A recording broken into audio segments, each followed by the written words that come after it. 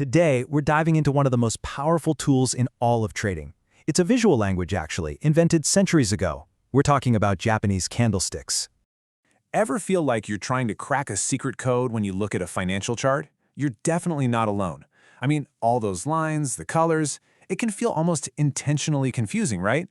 Well, here's the thing. It is a language, but the good news is it's not nearly as complex as it looks. Each one of these little symbols you see, it tells a story. It's a story of a dramatic battle fought every single day between two huge forces. The buyers trying to push prices up and the sellers trying to drive them back down. And in the next few minutes, we're going to give you the key to unlock it. By the time we're done here, you'll have the fundamentals to start reading that story all on your own. Okay, so before we can really appreciate the solution, we first need to get a handle on the core problem. The challenge that every single trading chart is trying to solve. And it all boils down to one number, 4. See, for any period of time you want to look at, whether it's a whole day, an hour, or even just 1 minute, there are 4, and only 4, absolutely crucial pieces of data that tell you the entire story of what happened to the price. We call this OHLC. It stands for the open, that's the starting price. The high, pretty simple, the absolute highest point the price hit. The low, you guessed it, the lowest point it dropped to. And finally, the close, which is the final price right when that period ended. Open, high, low, close. That's it. Okay, but here's where the problem really kicks in. A single day has those 4 points. So what if you want to look at just 10 days? Suddenly you're trying to process 40 different numbers.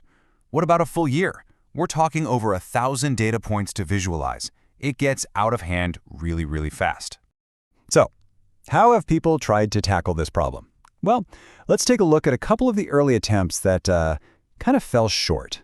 First up, you've got the good old line chart. Super simple, right? It just connects the dots of the closing prices. You see the general trend, but you're literally missing 3/4 of the action.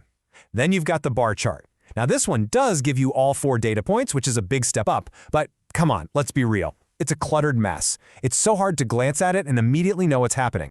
So what's really wild is that the best solution, the one that traders all over the world use today, it isn't some new, fancy, high-tech invention. Nope, it's actually a brilliant technique that was developed hundreds of years ago in Japan.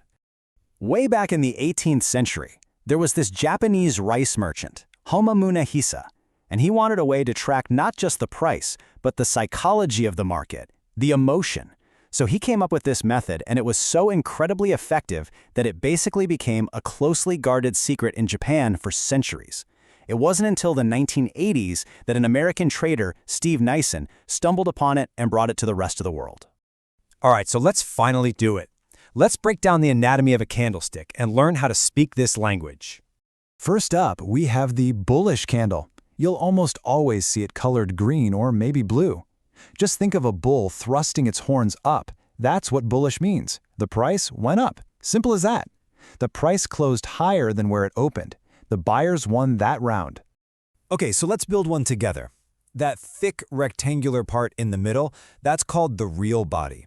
Since this is a bullish candle, meaning the price went up, the bottom of the body is the open price and the top is the close. Easy enough? Then you see those thin lines sticking out. Those are called shadows, or sometimes wicks. The upper shadow goes all the way up to the high price for the day, and the lower shadow reaches all the way down to the low. And just like that, all 4 data points captured in one clean, simple shape. And on the flip side, you have the bearish candle, which is almost always red. This time, think of a bear swiping its claws down. Bearish means the price went down. The price closed lower than where it opened. This time, it was a victory for the sellers. Now, the overall structure looks the same. It's still got a body and 2 shadows. But here's the key difference. The body is flipped upside down.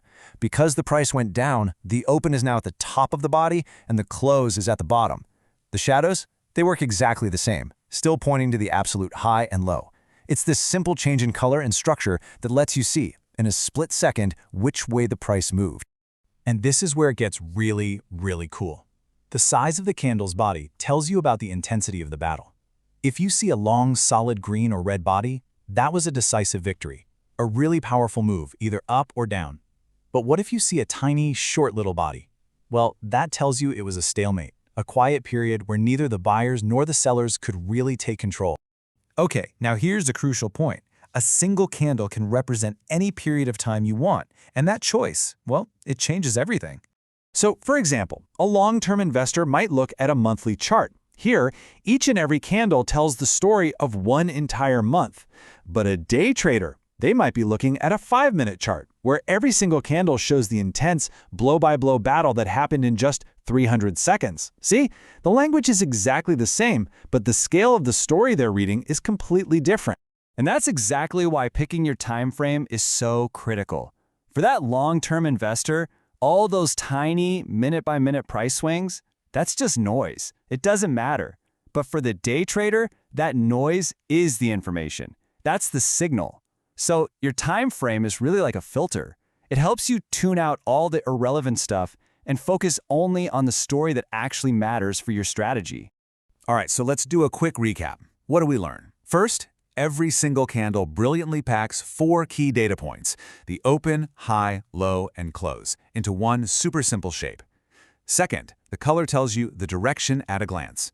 Green for up, red for down. The body's size tells you how intense that move was. And finally, the time frame you choose is what determines the story each candle tells. So there you have it.